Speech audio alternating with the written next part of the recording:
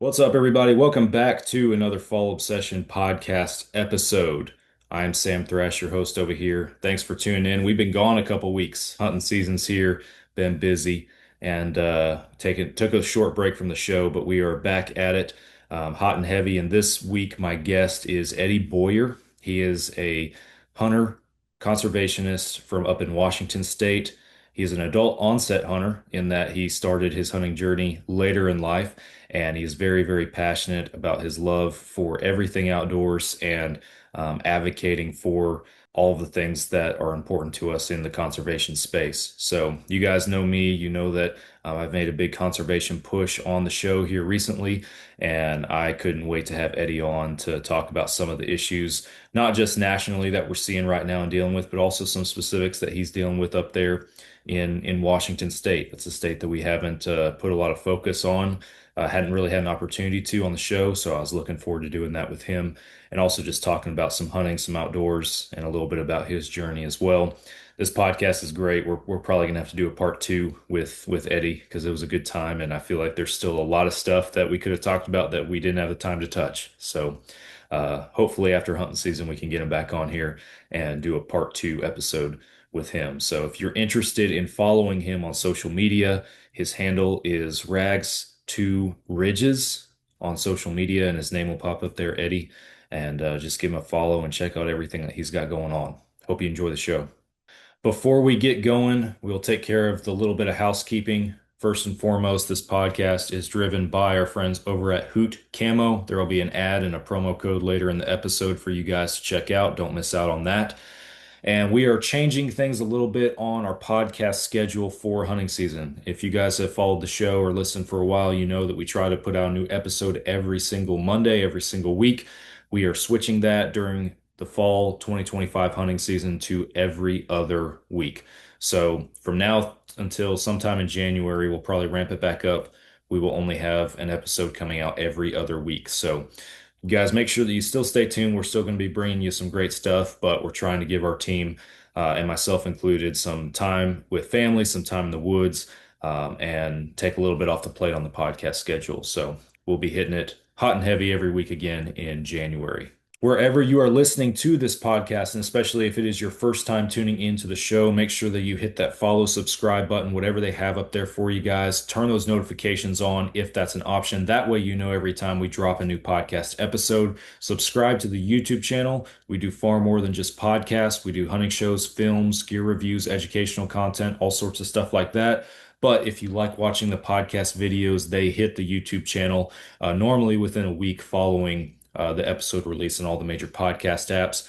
Fallobsession.com is the website. That's where you guys can go to find all of our different avenues of content. Everything filters through there, as well as you can pick up a hat or a shirt, some apparel if you want to support the brand. We do have a couple different hunting and wildlife conservation t-shirt designs on the website right now, and we are donating all the profits from those shirt designs to organizations like Howl for Wildlife or BHA to support conservation efforts going forward. So get involved, go pick you up a cool shirt, and like I said, support those organizations. Social media, all the major platforms, we are active on there. If you guys are as well, make sure that you give us a follow. And last but not least, if you guys have not heard of Carbon TV, you need to go check it out. Carbon TV is a free hunting and outdoor streaming platform where you can stream on demand hundreds of different hunting shows, podcasts, films from different genres in the hunting and outdoor industry, fishing, angling, just outdoor lifestyle, all sorts of stuff like that. Carbon TV has everything.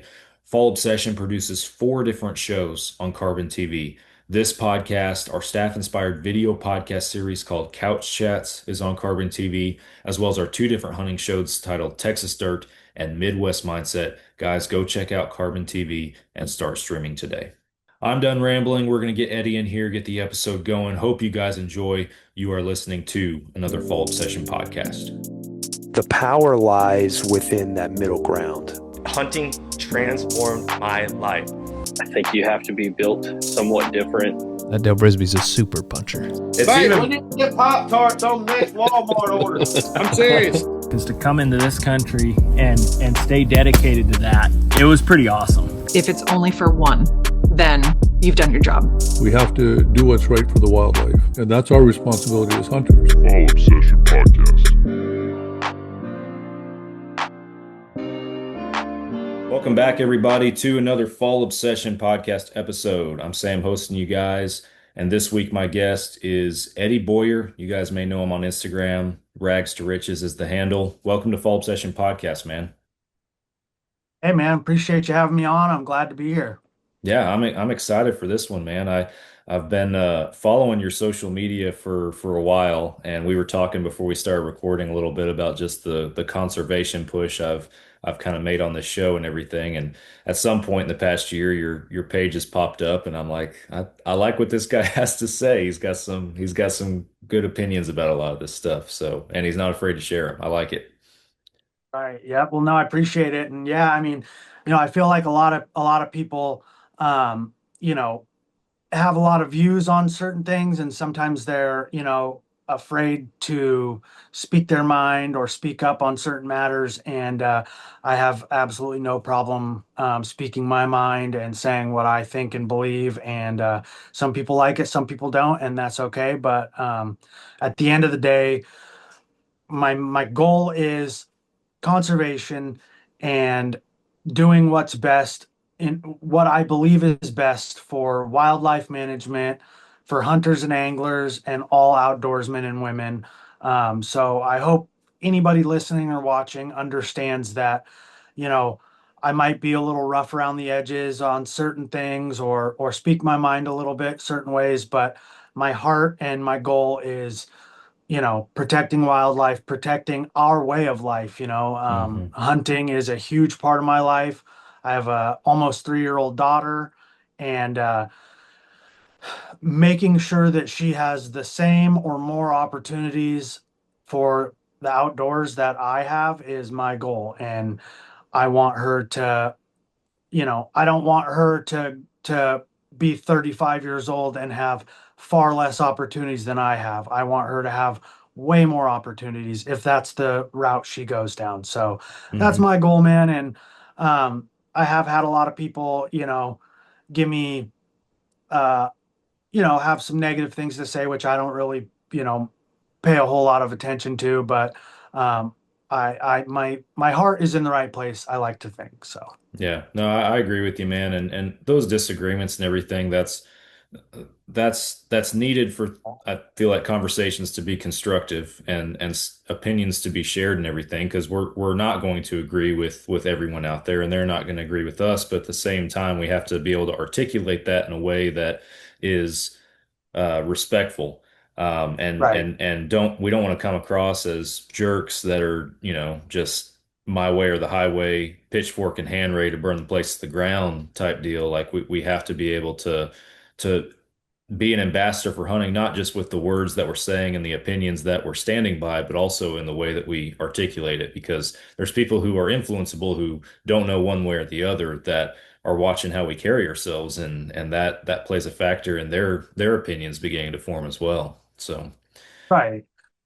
yeah, it's Yep. And like that's like yesterday I was at the Washington Wildlife Commission meeting, and there's a bunch of issues going on here in Washington, tons of issues, but there's a anti-hunting organization that gets involved in a lot of stuff there, and they were there yesterday. And you know they do have valid points for some of the things that they have to say. It's not just um it's one of those things where, like you had said, we got to be open to conversations with people with opposing views, or else we're just never really going to get anywhere. And I see so many people that just get so, hell bent on, it's this way or the highway, and it's like, it's really not that simple anymore. The mhm. world is changing, things are getting, a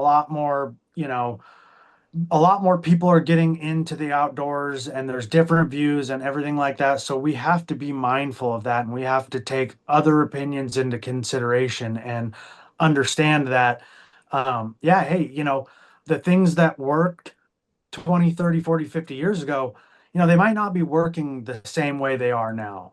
Um, the wolves are a big deal. I know a lot of guys have the viewpoint of, um, smoke a pack a day and this, that, and the other and stuff like that. And it's just not realistic. That's not a realistic way to approach this. And you're going to lose any support if that's your mindset. You're going to have the support of a few local buddies or something that you're at the bar with, but you're not going to have real support if that's your mindset and your only focus on it. You got to be a little more open to the conversation, especially in Washington. The Wolves are here. They have been here. um, WDFW has done a terrible job, and they have hidden the numbers and they've lied about it. And for the longest time, up until just a few years ago, they were trying to deny the presence of wolves on the west side of the state. Mm. We've all known they're here. It's no secret. Yeah. So that's the other thing is, they need to be transparent as well in order to make real change and to really, make a difference here. So, the mindset of, uh, my way or the highway just doesn't work anymore. And we're getting to the day and age where, we got to work with people that we don't agree with, and that's just the way it is now. Yeah. No, I agree. That's how it goes. So speaking more, because you're from Washington, as you said, speaking more in regards to that, and I'm just kind of diving right in here. I still want to get to know you and hear your story as well. Right. Yep. But since you brought it up, I want to ask you, you talked about just the example of them denying that there are wolves on the west side of the state, just altogether. What are the influencing factors in your state for your wildlife commission or the department being like that? And just educate me because I'm not as familiar with Washington as I am with other states. Right. So I really think that, and I don't know how much you want to get into like the political kind of side of things on it, but Washington State is known as a very liberal state. It's no secret. Hmm. It's a very liberal type state. Um, but that's the thing is it's not King County, where Seattle is and all these big cities, they kind of control the narrative for the whole state. But once you cross the Cascades, I mean, the entire eastern side of the state is very, conservative Hmm. Republican views over there. And a lot of, even like where I'm at, in Enumclaw, it's a very, conservative area and stuff like that. So it's a lot of liberal things that control WDFW. It's a lot of anti-hunting organizations that are funded by, big, huge billionaires. Like the owner of the Seahawks, she funds a anti-hunting organization called Washington Wildlife First. So they have big money, they have big influence, and that's Hmm. kind of what helps control, the votes. And there's been a lot of scandals going on with WDFW. Some of that stuff I can't really get into Yeah. too much of it, but there's been with the commissioners that are in there right now. There's potential felony activities going on. Wow. There's a lot of real shady things going on behind the scenes that I would love to hopefully soon be able to bring more light to, but at the moment, that's kind of about as far as we can go.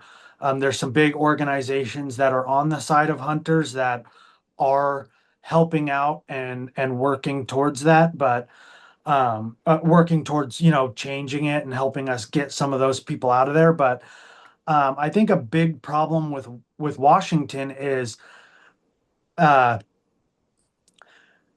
it's kind of like a lost hope. almost. That's kind of what it feels like, especially, from a lot of the other Western states. It's kind of like, Washington is like, we don't really care what they're doing up there, leave them to what they're doing. And it's like, hey, like it'd be nice to have a lot more eyes on what is actually going on here in this state.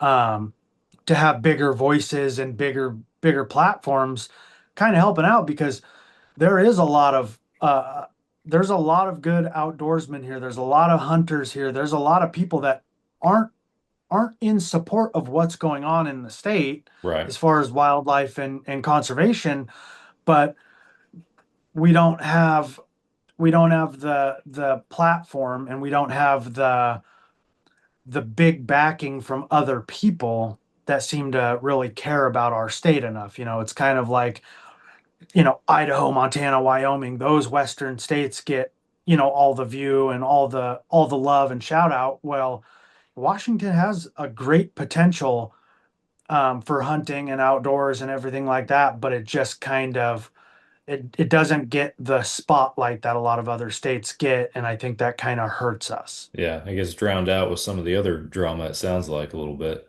But Right, yeah, it's man, that's tough for sure, and especially when you have that big money on the other side that's playing a factor. I remember talking about that last year with Dan Gates in Colorado, with the CRWN back when they were fighting the Proposition 127 and the mountain lion thing right. down there and everything, and he made that comment on the show. He was talking about how how much work it has been for an organization like that or any of the other ones that were involved to raise the kind of money they needed to match the campaigns of the opposition, of the anti-hunting world, because they they have all of these big donors and all of these financial means at their disposal.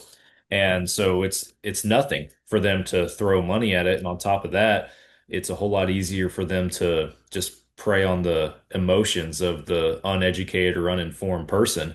Whereas it's like the hunting side, the pro hunting side, the pro, science-based wildlife management side has to not only have the funding, but then we have to be educational in the message. Whereas the other side can just, like I said, prey on emotions. So it's crazy the contrast and how much work. And I'm making it sound bad. I'm not selling it, but it's so No, I much get work you. on the other side, on the hunting side and everything. It's crazy, man. Absolutely crazy. Yeah, and it is. And like, I'm thankful that with the big public land sale going on in Utah, all that stuff going on, the Not One Acre campaign, all of that kind of stuff, that got so much. you know that's the thing is, I feel like a lot of people in the hunting industry and that type of stuff, like, if it doesn't affect their state, they aren't really willing to raise a stink about it. Hey guys, sorry to cut y'all off from the conversation. We'll get back to it in just a second. But first, I want to tell you guys about Hoot Camo.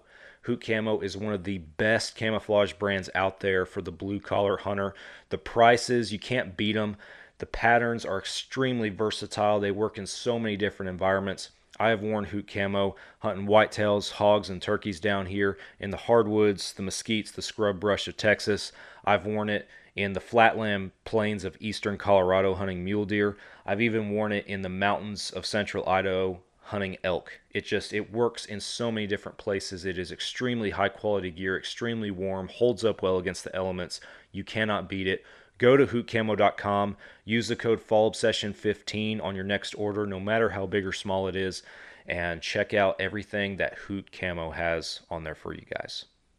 And that big public land sale, that was going to affect a lot of states, so it brought a lot of attention.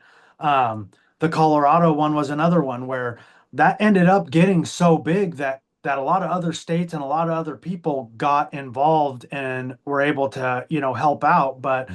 I feel like, and I hate to bring it back to Washington, but I feel like we don't ever get the help that we need. And it's like, hey man, we need help. We need these big voices. We need these people to help take a look at what's going on here and see what they can do. See if they can, whatever it is that they can do to help. Um, that's kind of where I think Washington is, like we have half the ungulate population as every other state around us. Oregon, Idaho, Montana, we have roughly half the Hmm. population. I understand that Washington has a bigger um, population of people, right? Seattle, I think it's like 8 million people, right? It's a big, it's the biggest city on this side over here, right? By Right. far. And I'm not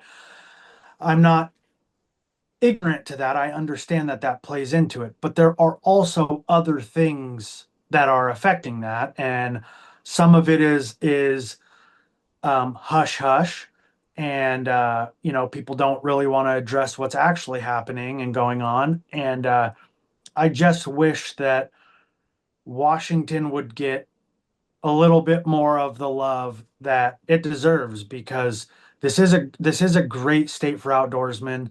Um, Fishing, especially. I mean, the trout, the salmon, all of that stuff that we have to offer.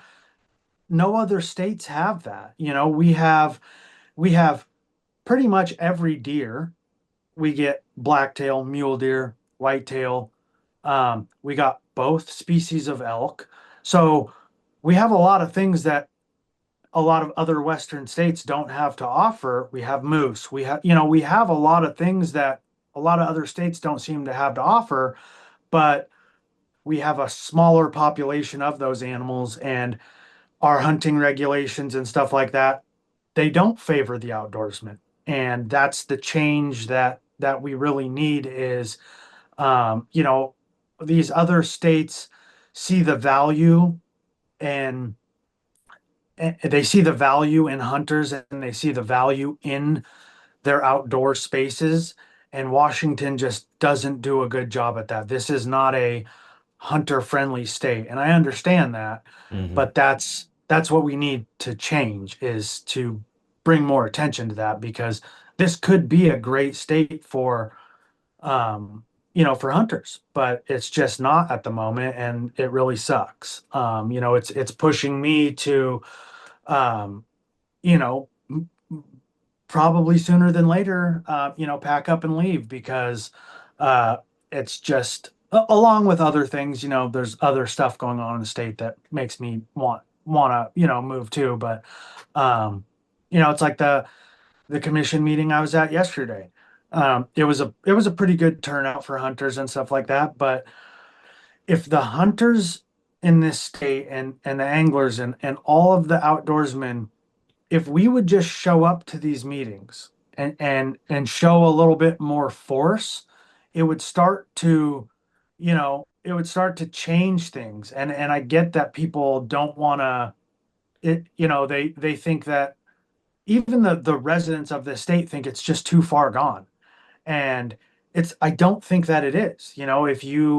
If you just start showing up and you just start letting your voice be heard and standing up for conservation and wildlife in the state, maybe you'd be surprised to see what does happen, what changes, because the more people that show up, the harder it is to start ignoring what's going on. Yeah. Well, no, it goes back to a sense of accountability, I think, because I mean, you can narrow it down to Washington as you're saying, and I'm glad you said that because I was gonna ask you and pose a question on, hey, if Washington needs more love, where's the love need to come from? And I think a piece of that at least is any state coming from the people itself, and everything, not just with them going out and hunting and enjoying the outdoor spaces and everything. We all want to do that. But actually having a presence, like you just said, at these meetings and showing their face, contacting their representatives and the people who are actually at the table making these decisions for them, that gives those people, those decision makers, that sense of accountability. And when you start hearing a bunch of people that are disagreeing with you, I'm speaking from the standpoint of, a decision maker at this point. If you start having the people that are disagreeing with you, you might start reevaluating your perspective and your opinions, at least if you want to stay in office or stay in your position, from a standpoint. And so and I feel like just in the digital age, the digital world that we live in, I feel like that is just another product of people becoming more disconnected in that regard and not wanting to have that physical presence, not wanting to actually pick up the phone and make their own phone call to somebody, to encourage them to listen to them and listen to their opinion. I think that all that plays a factor, and if people stand up and speak louder, I think it'll have a long-term effect if they can stick with it. You mentioned it. The public land sale thing was a perfect example of that, I think, of people actually speaking up and saying something. So, 100% it was, and you know, that was the deciding factor in that hmm was the the the pressure that got put on them and the voices behind it and the people that like that was such an awesome thing to be a part of. yes. As small as I was in any of it, right? Um, it felt like such a great win. I remember exactly where I was at when I found out that it got overturned. And everybody that I was with, I mean, we were celebrating. It was an awesome thing to see that and to see how many people cared enough to, and that's the other thing. It goes down to like, you know, you buy your tag every year, you get to the trailhead every year, but you can't use your voice for 2 minutes to make a phone call. You can't use your platform to send out so I'm glad to see that there were so many people willing to, you know, keep their foot on the throttle about it and not give up and not feel overwhelmed at making a difference because everybody's voice, everybody's call, everybody's post on social media, all of that stuff played a huge role in this. hmm And as an outdoorsman and a hunter, that was a very awesome moment that we all were able to unite like that. And it just goes to show that if we did that for every every state, if everybody in the outdoor community came to every state's aid when it came to these types of issues, I mean, who can stand against us when that happens? I mean, I think Washington has 200 to 250,000 registered hunters or something like that, so pretty big number. Um, and if 0.5% came to the meetings, look at how many people you have there. Just 0.5% came to Yeah. these meetings. I mean, there's not enough room for all of us there. So having people unite and really come together and focus on it for not just your state's issue, but as a whole, as a country, for conservation and wildlife, we can make a difference. And I think that public land sale showed that, hey, we do make a difference. And I don't know, what state are you from? I'm from Texas. I'm from a Oh, state gotcha. that's Okay. that's very that up till now has not been impacted by a lot of this very much. Right. And I man, I've like you're telling me I love what I'm hearing just because this is the same message that I've been trying to live by and everything, for the past year as far as hey, just because it's not in your home state, just because it's not on your hunting ground or affecting your hunting ground, don't let that stop you from getting involved because it affects everybody in a roundabout way. I stepped in it a little bit here recently with the whole Ambler Road stuff up in Alaska because I did a Right. show about that and I spoke my opinions on it based on the research and everything that I had done. And then, like we do with all of our podcasts, we post some clips and some reels and stuff from each episode on social media. And one of them on TikTok started getting lit up by some Alaskan residents who were all speaking out in favor of Ambler Road and talking about the from their perspectives, and I get this is a very small in the grand scheme of things, right? It's a very small group of people, but the consistencies in this random group of people were, it would it's not going to be like this huge 6 lane highway running through the mountains. The caribou are still going to be able to migrate. And they are looking at it from the standpoint of, well, it's going to allow us to have better access. Like after it's completed, we're going to be able to drive this road and get around our state easier, and it's going to be jobs and stimulate our economy. They started talking about all these things, and I was like, okay. I still have my own opinions about it. Not that they have or have not been swayed entirely, but now I'm listening to this and I'm thinking, okay, so now there's a local component. And I think that's regardless of what the issue is, that local component I think is the biggest thing that needs to be considered when there's something happening in Alaska or Washington or whatever it might be. Because I can be down here in Texas and I can have my torch lit and I'm ready to burn it to the ground because this isn't right. Well, hold on. Have actually talked to Eddie up in Washington Right. to see exactly what this is what the impact is going to be, good or bad, for whatever the issue might be. I think there has to be that local component in there, both for the hunter and conservationist that's advocating for it, and for the big wigs in politics that are trying to make decisions and make stuff happen, good or bad. So Right. I don't know. I got a little bit of schooling, not necessarily in that my opinion was wrong or invalid. I didn't necessarily feel that way. I just felt like I felt like I didn't consider I didn't seek out enough of a local Alaskan component really before I went public on a podcast to talk about something like that. So Right. And, with that though, I think that, okay, so with the Ambler Road thing, yeah, that might help some population of Alaskans, right? And that's your state, that's your issues. I understand that.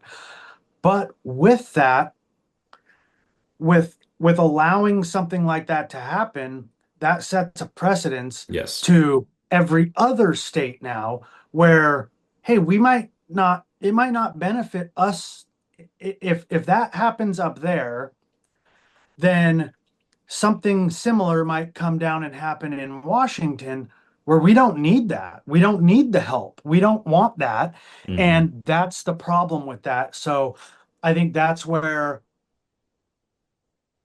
yeah, it might help some people up there, but in the grand scheme of things, is it going to help hunters and anglers and outdoorsmen in the country? Hey, folks, if you guys are in the North Texas area like I am, then you need to go to Bear River Archery and Pro Shop in Van Alstyne, Texas. Justin and the guys up there have an incredible operation set up. They will take great care of you and all of your archery needs. They are the official bow shop in North Texas, a Fall Obsession. I love going there, and I'm picky. If you guys know me, I am very selective on who I let work on my bow. I will let Justin work on my bow. They do great stuff. Check out Bear River Archery and let them know that Fall Obsession sent you. Because that opening up there, that does that's I get where those guys are coming from of it, helping out and stuff. I totally do because, I've caught in a little flack too about, some people saying, you know, uh, for jobs for, mining and, loggers and stuff like that. It's like, okay, well, hold on now. I've done tree work for a lot of my life, so I understand that side of it too. And I understand that, you know, uh, cutting into forests and doing all these different things like that. I understand the job, the money that it creates for that area in the community, and being someone who has worked in logging industry, I understand that, yeah, that might benefit my pocket now, but in the long run, what does it really do for my way of life? And Hmm. I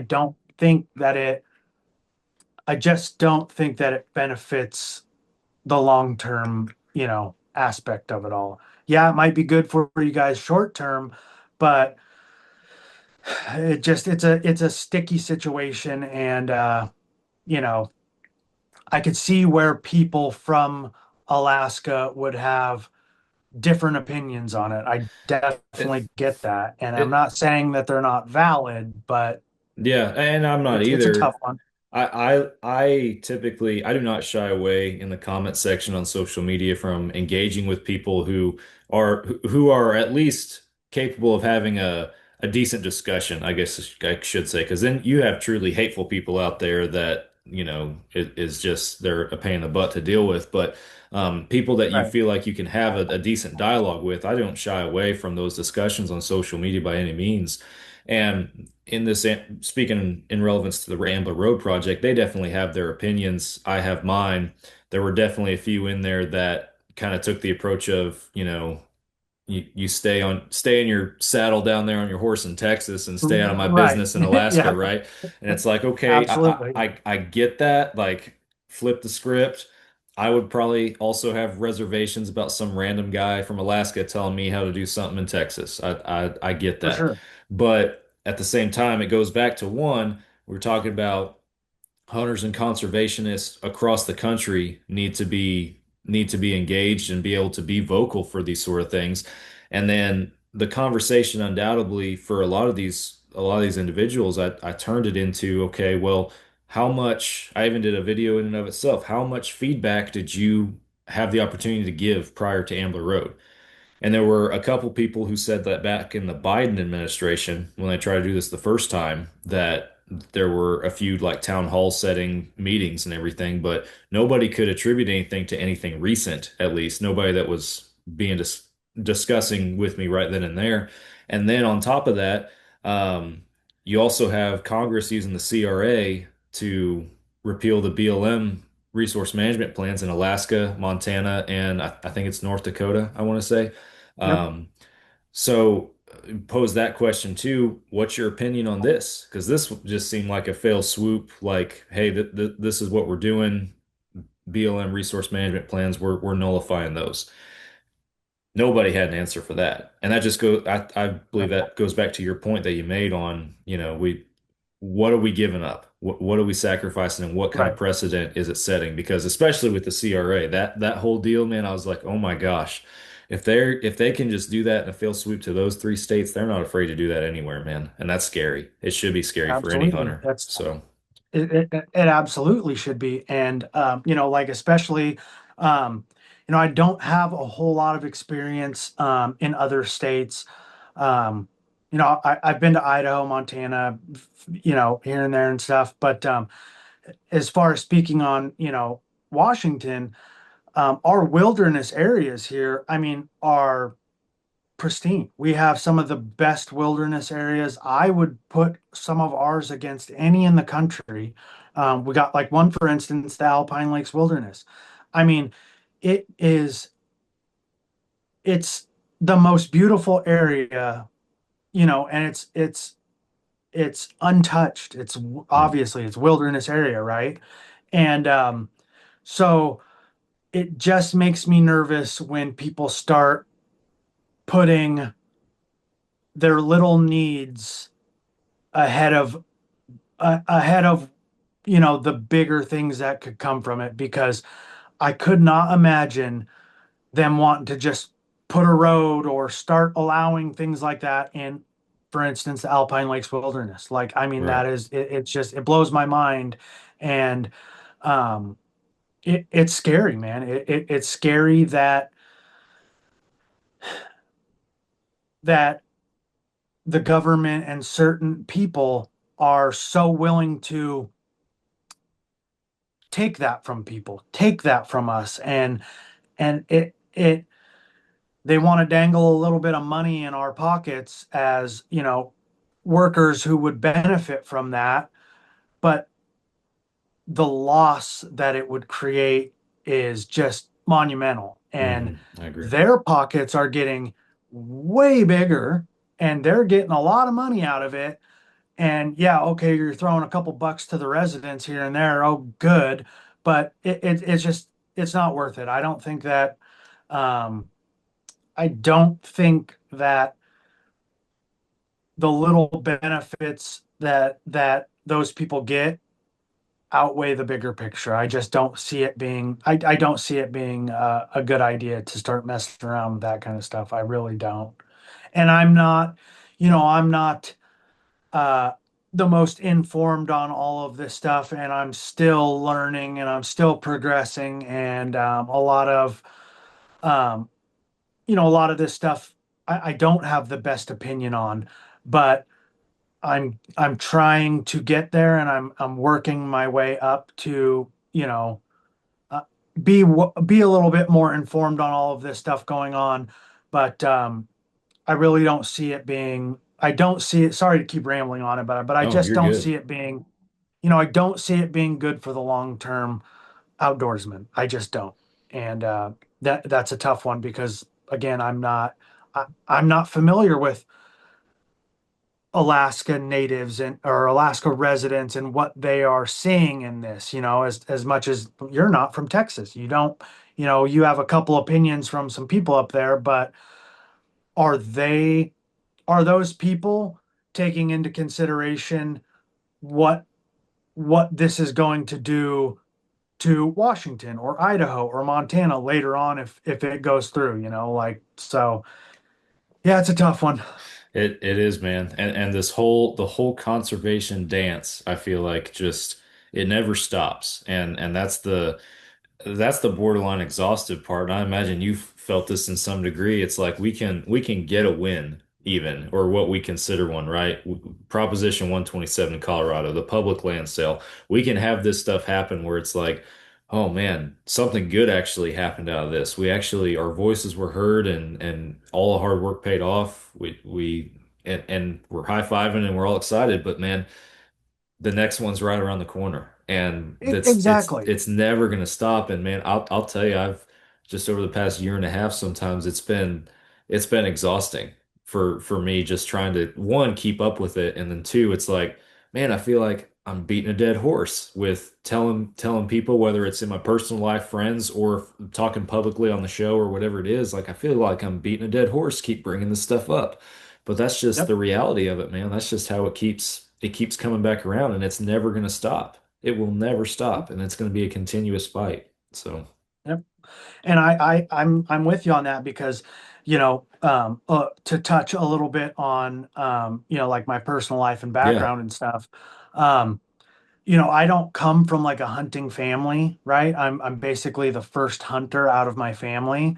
I got like a couple uncles and stuff that hunt. My uncle Andy in Minnesota, a couple people like that, but like I didn't come from that background, Not that I came from like an anti-hunting background. I just came from, we camped and fished a little bit and rode dirt bikes, stuff like that. But I'm basically the first real hunter, Hmm. and my friends, I got a couple buddies that hunt, but a lot of my friends aren't really um, engaged in all of this, right? So I know they're tired of hearing about it from me because it seems like, and it seems like every day I get on social media or, I talk to some of my sources and talk to some people, and it's like, it's like, when am I going to get on social media, or when am I going to get talk to one of my sources or talk to some of these people that are in the know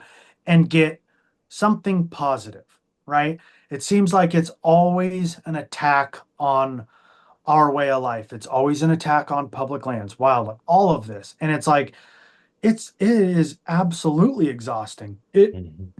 It drives me crazy that I'm constantly talking about attacks and negative things, and I don't it sucks. I would love to get online and start posting daily about the wins that we're getting and all of this good stuff that's happening, but it's not the reality. It's a constant battle that we are in, and it feels like there's just no end in sight. It's like Yeah.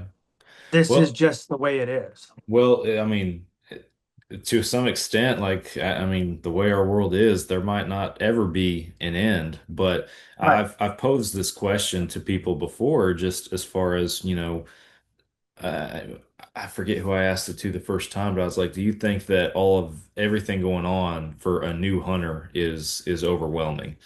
And I think that you have to acclimate to it to a certain extent, but I think what ultimately draws a new hunter in is ultimately what helps reconnect us with the reason and the push for us to continue doing it, and to continue at the advocacy and everything is the love for the outdoors and for hunting and everything like that. And that's, I know for me that that's one of the big things is I can't lose sight of that, and I can't allow myself to become disconnected from the things that I'm fighting for. I have to make it a priority to still spend time in the woods and to still hunt and to still do all of these things that I'm continuing to fight for myself and future generations to be able to do. And I feel like the same way that I go and find the value in that again, right, and kind of get that fire lit under me again is the same reason why a new hunter in today's day and age with everything going on is going to see the importance of the advocacy side as well. So I don't know. That's Right. my perspective on it. But Absolutely. And I can speak to that because um, I am a new hunter. You know, I am that. I started hunting 5 or 6 years ago, right around there, 5, 6 years ago. So I am a pretty relatively new hunter.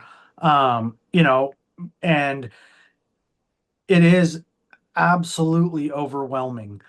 And it is, yeah, you can, pick up a bow, or you can, go get into it for sure. It's pretty easy. It's pretty accessible. I think that there's a good push, uh, making it intriguing for people to become new hunters, right? A lot of these influencers and people like that, people, guys can have their opinions on them or say whatever, but I believe that what a lot of these big name people are doing is great for us. I really do. A lot of people don't, um, but I think that it's great because I think it opens the door to new hunters, and I think that it shows them there's it's not just the good old boys club anymore. It's not right. just the, you know, guys hop in the pickup truck and drink beer and drive around and just shoot everything. Like it's not that. There are people that are educated. It's there's a good physical aspect to it. There's a good spiritual aspect to it. So I think that it's great for new hunters, but at the same time, I absolutely can see that um, it's overwhelming. It's a little nerve-wracking. You don't want to, as a new hunter, you don't want to, um, potentially say the wrong thing or do the wrong thing, or, and a lot of states don't make it easy on new hunters because there are so many regulations. There's so many this and that. Like I talked to a guy down there yesterday at the commission meeting because there's an area that I want to go hunt at, and there's some sticky. There's some. It's hard to tell if you are able to hunt it, right? And so I called WDFW. They didn't have an answer for me, right? Mm. So now I have to call other agencies and other places. And that is a lot of work, and it's a lot of confusion and stuff like that. And it kind of makes a guy wonder, okay, well, you're WDFW, right? You're the game wardens, you're the people, you should know. So if you don't know if I can hunt it, how do you expect me to know if I can hunt it? So Right. I should be able to call you, and you should be able to tell me yes, no, here, there, all of that. And I'm not expecting every person to know that, but you should at least give me the answers or give me the resources to find it. It shouldn't just be all up to me to find if I can go hunt this area. Yeah, That's your job. if they say no, I say, well, sounds like I can. Right, Sounds like I'm exactly. good. Exactly. If you say like, Yeah. You say you don't know. and so for a new hunter, that is very overwhelming, and that's very difficult because you have to do a lot of, there's a lot more work that you have to put into it Hmm. to find some of these areas. Granted, there are apps and there are, these companies like Onyx and all these different places that make it absolutely great for hunters and accessible. And I'm so fortunate that I started my hunting career with the ability to have those apps where a lot of guys didn't. So they Oh didn't yeah. know what land they're on. I never had to go through that. And also a lot of, um, you know, a lot of guys have, there's a lot of, big influencers that help out on social media and YouTube and things like that, that absolutely were a huge help to me. Hey guys, thanks for listening to the show. Hope you guys are enjoying it. There's so many different places that you guys can tune in to Fall Obsession Podcast, and one of them is the Outdoor Call Radio app. Outdoors Dan from Respect the Game TV, he created an app that you can download on any device where you can stream hunting shows and podcasts on a loop every single day. Our show, Fall Obsession Podcast, plays on that loop on Mondays. That's the same day as our new publications on the other apps. And there's also tons of other hunting shows and podcasts on there that you guys can listen to. Go download the Outdoor Call Radio app today. It is free. You can start streaming immediately. And be sure that you follow their Facebook page because Outdoors Dan does some live radio shows throughout the week. And even if you are not local to those radio stations, his broadcasts are shared on his Facebook Live. It's Outdoors Dan and the Outdoor Call Radio app. Go download it today. Getting into this because I didn't have somebody teaching me. I didn't have nobody showing me how to shoot a bow, how to do any of this stuff. So I had to decide this is what I want to do. And, these guys online posting their videos and doing all of this stuff were the reason why I am where I'm at right now. And I've been successful hunting. I've harvested animals every year. Granted, I'm not out here shooting, world-class bucks and everything like that, but I'm filling my freezer for my daughter. And a lot of that is my own legwork and my own, getting out there and doing it. But these guys on social media and YouTube and doing all of this stuff have been a huge help for me.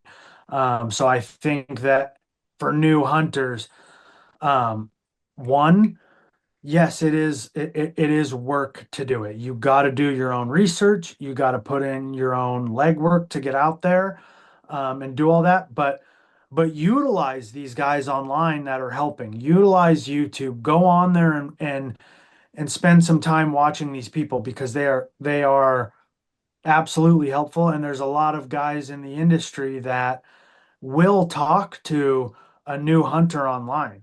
Hmm. Um, there's big Aaron Snyder. He's a guy who absolutely helped me. And recently he had me on his podcast for Born Primitive, and that was awesome. And, without guys like that, uh, new hunters or new people are going to they're going to have a harder time if we don't support those big names that are helping. So those guys catch a lot of flack, guys like him, Cam Haynes, Dan State, and all these guys that are driving, they're driving this. They catch a lot of flack for it, but they're also extremely helpful to the new guys, and that's what we need. We need guys that are willing to help and get more numbers. Does that mean that there's going to be potentially more guys at your trailhead? Yeah, but depending on what state you're in, there's a lot of public land out here that you can go find a new spot, go here, go there, go explore it. And Oh yeah. I think having more hunters, I understand the I understand the issues behind that because you got a lot more people in the woods, but you have a lot more uh, help in the long run. You have a lot more voices. You have a lot more people that are willing to stand up when it comes time to these big public land sales and these big battles that are not going away. So I think that is great. I really do. I'm a big supporter in that. And I think that, I think a lot of those guys get a bad rap, and I, it sucks. I hate to see that for them. Oh yeah. No, I am definitely pro get more people involved. I think we need more people experiencing our public lands. And to your point, that might mean for some trailheads there's more people starting their journey there. But in the long run, we need that. We need those people who understand and have that love and that passion for it. And I agree with you. The influencers can easily get a bad name. But to add on to that, I'll tell any new hunter that might be looking at somebody. I mean, you mentioned him like Cam Hanes, for example, and stuff, and they're like, oh man, that he's got so much good stuff. I've learned all this, but man, I'll never be able to hunt like that. It's like, don't let a misconception that these folks have just all of this money and these crazy outfitters and all of this great stuff to that you have to have that to be able to go out there and enjoy your experience. Public land, the DIY, over the counter stuff in various areas, man, there are so many options out there for people to take advantage of. And I know that was a misconception I had growing up was, well, I see all these people on the tapes and the DVDs and everything that are just they're shooting elk and stuff, but I'll never be able to go do that. And I'm not saying hunting's not cheap. It definitely is not Right. cheap, but It's not you cheap. you also don't have to shell out thousands upon thousands of dollars with an outfitter to go hunt somewhere out west, for example, right? Yep. So I tell anybody, look at your options too, as far as hunting out west, hunting different states, whatever you're interested in. There's cheaper options than probably what you're just led to believe based on perception, right? So, Absolutely. and I want everybody to have the opportunity to get out there and do it because I've I've been blessed to be able to hunt elk in Idaho and pronghorn in Montana, muleys in Colorado, and all of these are opportunities that I didn't really know years ago. I wouldn't have really thought would have been possible for me, and they're very possible. Right. So, Yep. yeah, And it goes back to like, you know, when I started hunting, again, I had nobody showing me the ropes, nothing, right? My sister bought me archery lessons at the local bow shop down in Puyallup, Washington. Great Northwest Archery. Um, Shout out to them. The guys there are awesome. The dude's name's Sean. Um, if you're on this side of the state and you're looking for an archery shop, I got to send you that way. So, give him his. He is patient. He will take his time with you. Great guys down there. And I got my lessons there. Learned how to shoot a bow, right? Because I'd never even touched one. Got my lessons there, and was it expensive? It can be as expensive as you want it to be. true. You can go buy a $200 bow, or I'm not allowed to have guns. I don't know much about, getting a rifle or whatever, right? But I'm assuming that you could probably go buy a hunting rifle for a couple $100, if that's the way you want to go. And so getting your initial stuff is a little expensive, but I bought my bow, a few $100 for my bow, got a little bit of gear. So I think for me to start it was under $1,000 for my first year. That year I shot a deer, my very first time. Yeah, Like I hunted every day for early season, right? By myself, just wandering around the woods, you know, probably spooking off more animals than I even knew, but learning and watching and seeing how it goes. And I was able to shoot a deer later on that year, right? And it didn't cost me all this big money to do it. A guy who shoots a giant buck or a bull in another state has no effect on what I'm doing in my state. So these guys catching all this flack for it, you can go hunt your public lands just like I did and shoot a deer. And I did it that year, my very first year. So it is possible. And these yeah, guys, you know, what these guys do in their states or what these big name people do, it doesn't affect you. You can go do it, you know. You Hmm. can go out to your public lands and go shoot. It doesn't matter if this guy shot a bigger one or not. Go out there, go experience it, go walk around your public lands and go see what it's all about because it's very possible. And I'm proof that you can start from absolute scratch and make it happen for you. Um, if I now I'm getting to the point where I have a little bit more experience, so yeah, I'm hopefully shooting a little bit better deer this year, or I'm shooting a bigger buck, or whatever. But you can go fill your freezer, Yeah, and if that's what hunting to me is about, is going and filling a freezer. I try to not buy any meat from the store. I try to live off what I shoot. And it's very possible for anybody to go out and make it happen if you're willing to put in the work. absolutely. I couldn't agree more. Do you process your own stuff?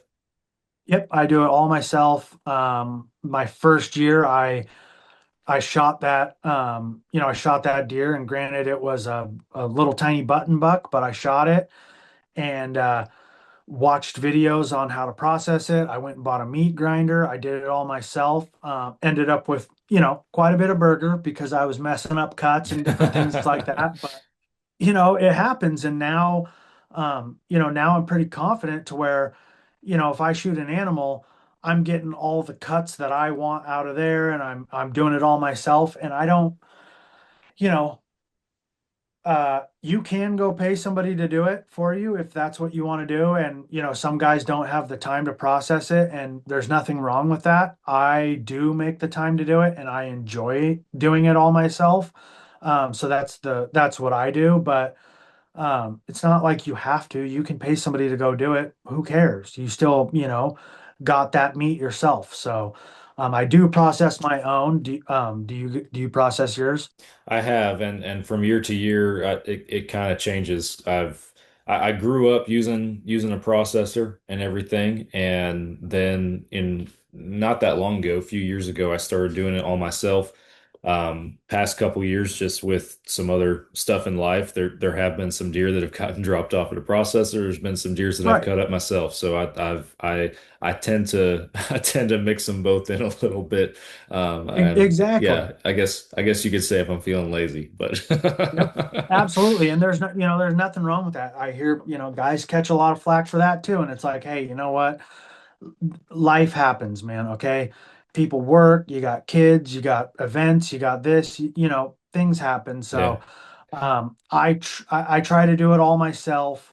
I'm fortunate that I have been able to, but there's probably going to be a time where I don't do it myself, and oh well, yeah. It's a learning curve for sure doing it yourself. I remember the first one that I did all on my own. It was, I don't know, I felt like I probably spent a whole day Right. working on that deer and Yep. everything. And then but it got easier. The next one was just a few hours, and the next one was a couple hours shorter than that. It just you get your system down, you get your rhythm down, you learn the cuts, you learn what you're doing and everything with it, and makes your process a little bit process, and as if you have proper meat care leading into it as well, that makes a world of difference too. So Right. And I'm the type of person where, like, you know, if I'm able to, I will like on my last year I shot a cow, right? And I was able to um get a lot of the bones. And so I made bone broth, right? I try to keep as much fat as I can because I yeah, use it for cooking, rendering, different things like that. My bear, I didn't take any of the bones, but I took as much fat as I could get off of it, rendered it down. So I try to utilize everything out of the animal that I can. I'm pretty big on that. It's a pretty important thing for me. I try to take everything that I can out of the animal, especially because um, as I as I grow on social media and there's more eyes on it, and especially with my daughter, I want her to see that you know I didn't just go out and smoke an animal. we harvested an animal that is feeding us now, and it Hmm. gave its life for us to, you know, eat it and use it. And so I want her to grow up seeing that side of it. Um, does that mean that that's the only way? No, but I try to utilize as much out of the animal as I can. And now, if I shoot a deer or an elk and I'm 6 miles back, am I taking all the bones with me? Absolutely not, right? But like, there are certain times where maybe I'm able to, and that's great because I do make my own broth and stuff like that. So I try to do that as much as I can, and I try to show her. Granted, she's young, so she's not really fully paying attention, but I try to show her that, you know, this is a big part of my life, and it really means a lot to me to take everything from the animal that gave its life for us to, eat off of it and to provide for my family for the year. So that's a big Hmm. thing for me. Um, but I've never walked in someone else's shoes, and I don't know what their life looks like. So they might have to drop it off and get it harvested by somebody else. No problem. Um, no issues with that. But for me, it's uh it's kind of the whole experience, right? Yeah. Of, you shoot your animal, you do it yourself, and there's a lot of stuff that you can get from just an animal other than just the meat and just Hmm. putting up, putting some antlers on your wall. So that's what I like to do, but that's just me personally. And yeah.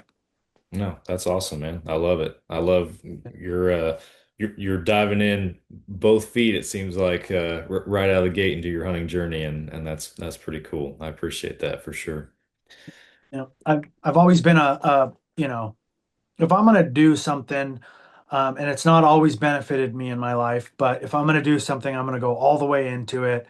And, that's kind of the approach on hunting that I've had is, um, I, like I shoot my bow every single day. Doesn't matter, rain, snow, whatever. Even if it's 5 arrows, I'm shooting it daily. Um, I'm, I'm very involved in what I'm doing. I'm not, because, and it goes to like, I'm not going to go argue with somebody who doesn't agree with what I do if I'm, hopping off the couch eating Doritos and not shooting my bow but once a year before the season starts. It makes it hard for me to have a voice Right. when I'm trying to explain that this is the way of my life to anti-hunters, and they see a guy who doesn't put in the effort year round. It makes their job easier to shine a negative light on us. So I like to do it year round and be involved in this all the time, whether it's conservation or hunting and all of these different things. That way, when I am talking to one of them, they don't have anything on me. They can't say, "Oh, well, you don't really care about it." It's like, well, yeah, I do, dude, because not only am I doing this year round, when I'm not hunting, I'm filming in the woods, I'm hiking in the woods, I'm picking mushrooms, I'm doing all of this stuff on public lands. It's not just like I'm some lazy guy who gets out there once in a while and shoots at anything and flings arrows at anything. Like, I'm pretty, I like to think that I'm pretty focused on making this a part of my life and, showcasing that and showing new hunters, hey, yeah, you can be as involved as you want, but in my mind, being more involved is not a bad thing. Right. No, exactly. I couldn't agree more, man. We are getting close to our time. I got a couple questions I want to throw your way before we do. And the first one pertinent to you and your journey and kind of your transition from, getting involved in hunting, going full force into it, into the world of advocacy. This is my own pure curiosity right here. Is there a story behind the title or the handle of your Instagram page, Rags to Riches? Yeah, absolutely. So, I, growing up, I was definitely a troublemaker, got myself into quite a bit of trouble. I've learned every lesson the hardest way possible, and it ended up where I ended up in prison because some of my decisions, and so um, I struggled a lot in life with drugs and alcohol and things like that. And now I'm completely sober, and so I got arrested, went to prison. I spent 6 years in prison in Oregon, and I got out, and uh, I I needed something to ground me and something to keep me away from my old type of lifestyle. And while I was in prison, my bunkie, or cellmate, whatever you want to call him, had some bow hunting magazines, and was basically telling me all about it and everything, how he hunts and this, that, and the other. And I just kind of started thinking, I'm like, man, that could be something cool for me to do when I get out of here. Like, could be, I've always liked the outdoors, but it was never like my passion, right? Um, so I got out, and my mom was big into photography. She loved the outdoors and just being out in nature and stuff like that. And um, so I started out kind of just hiking, really. I got out, and it was getting into the woods and getting into these places where nobody's at. I'm out there alone.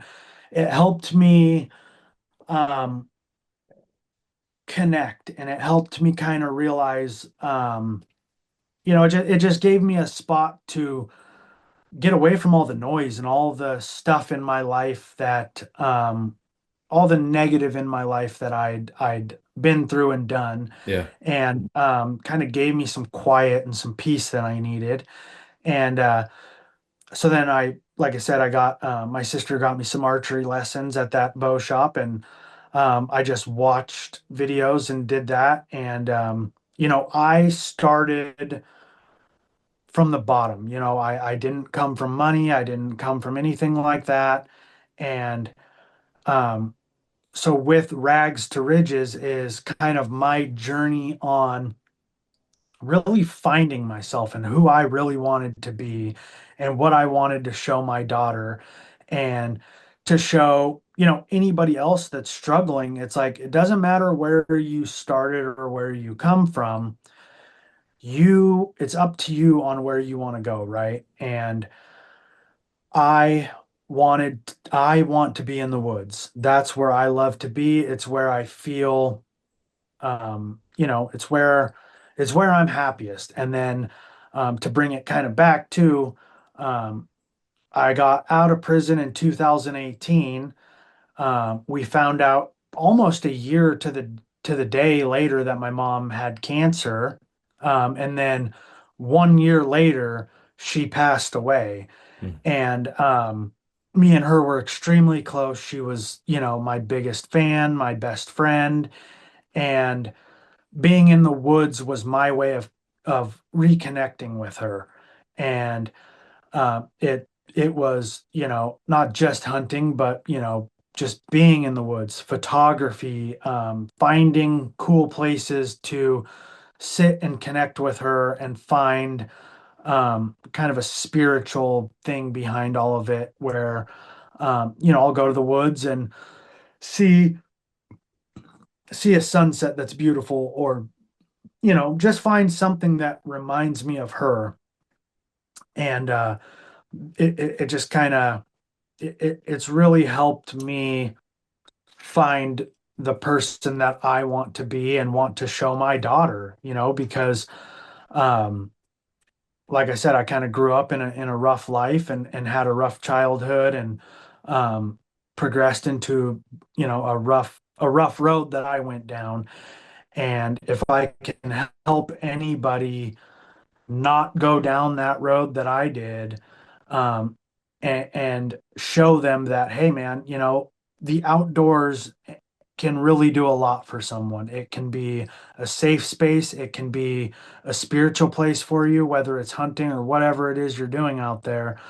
It can help you, not go down some of those hard roads. And there's tons of studies that prove it, that, just being in touch with nature, for depression, for anxiety, for all of this stuff that, people might be struggling with, being in nature and being in the outdoors can absolutely boost your mental health. And I don't know if you understand that at all, but like when I go to the woods, that's my way of like just, you know, Yeah. getting rid of all the stress and all the bullshit that goes on in the world.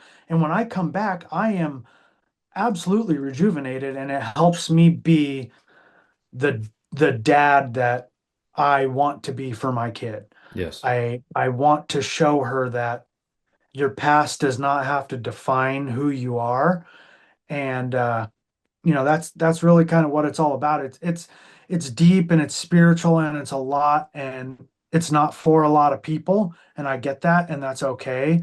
But it's my way of being at peace, and being in the woods is just it's my way to connect, man. It's my way to, get away from the hustle and bustle of the world, and I love it. Yeah. That's an awesome story, man. Appreciate the testimony. I'm Yep, happy for you. That's good stuff right there. appreciate you. And if you have any other questions about that, or about anything else, I'm an absolutely open book about all of it. I think that that's the best way to go about it, because my story and my look isn't the typical outdoorsman. I get a lot of opinions about that, and a lot of people have their views on it. But you know, I'm pretty open to any conversation about it. So if there's anything you want to know about it, or maybe a podcast later on, we can touch on some things if time is of an issue here. But yeah, I'm pretty open about it all. Well, certainly appreciate that. And man, I feel like this with so many of my guests. I get into these conversations and it's like, dang, I need to start wrapping it up. And I feel like I could do a whole nother episode just about based on where the conversation's gone. So Yeah, well, absolutely. we might have to reconnect again in the near future and do a part two. But I do unfortunately have to start heading for home. But I got two questions Yep, for no you that I worries. ask every first time guest that we have on the show, or almost every guest. First one is simple, but typically some folks have to put some thought into it, and that's a good thing. What is your favorite hunting memory to date? Oh, oh, man, I would have to say uh my bear. So I was over east, kind of north of Spokane, and I was deer hunting, and got an opportunity on a big black bear. And I was in a tree stand, and I am up there. I'm I'm I'm alone. I'm up there alone, right? It's like my third year of hunting. I got some buddies that were in the area, but not too close, a couple hours away. And this big old bear came in, man, and I was up in the tree, just shaking, just nervous, and kind of rushed my shot, and made a bad shot on this bear. And fortunately, a buddy of mine, John, uh, they were heading in the direction that I was in to go hunting. So I ended up getting a service, called them, had to track this bear for hours because of my terrible shot.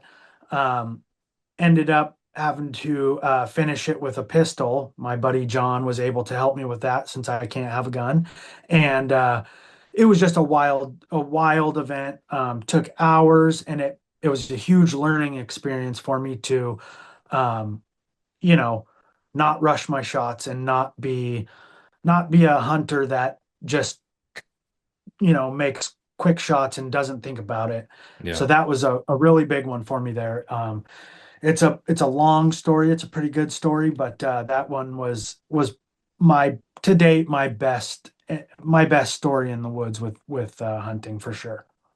Well, I mean, based on how this conversation has gone, I've decided after hunting season, I'm going to follow up with you, and we're going to get a part two or something like that, and we Yeah, can dive into the bear story because absolutely. I definitely want to hear the details of that, and probably have maybe some relatable experiences to that based on what you're telling me. So, but Right, that's absolutely. I'd awesome. love to. Last question I got for you. What is on your bucket list? What would you consider once in a lifetime hunts that you would hope to be able to do at some point in your life? Man, I would probably, I mean, there's kind of the obvious ones of like a moose hunt in Alaska or something like that would be so cool. But really, like a mule deer hunt in Colorado, I think would just be, I think that's probably up there on my bucket list hunt is Yeah, is to go do a mule deer hunt in Colorado where, you're up way high elevation, up in the most beautiful areas. And yeah, I'd have to say probably mule deer in Colorado would be up there with it. that's awesome. Yeah, Yep. that's an incredible one for sure. Yeah, I'd Well, love to make that happen. yeah. Well, Eddie, thank you, man, for your time today. I hate that I feel like I'm cutting it short almost, but I hate that we got to wrap it up. But I've enjoyed the Oh, no. conversation, enjoyed getting to know you a little bit, talk some conservation, talk some hunting, hear a little bit about your story. Appreciate you taking the time for our show. Absolutely, man. No, I appreciate the opportunity to come on here and hopefully we can get a part two going on here. And I got a couple things in the works right now. Kind of trying to work on getting my own podcast up and running right now, Awesome. but I'm kind of I can imagine it's a lot and there's a few things I gotta get done before I can get there. So hopefully here in the future I'd be able to have you on mine and that would be a really cool thing to maybe we can reconnect that way and get a part two going on mine or something. That'd be awesome. I'd be honored, man. Yeah, Yeah, I'm always down for collaboration in that regard. That'd be fun for sure. awesome. Yeah, no, I appreciate the opportunity, man. Thank you. Yes, sir. Well, for our All right. listeners, thanks for tuning in. Make sure you guys go follow Eddie, Rags to Ridges, and everything that he's got going on over there in his journey. Check him out on social media. Follow this show, subscribe if you haven't already. And with that, I will be back with you guys again next time for another Follow Up Session podcast. Catch you then.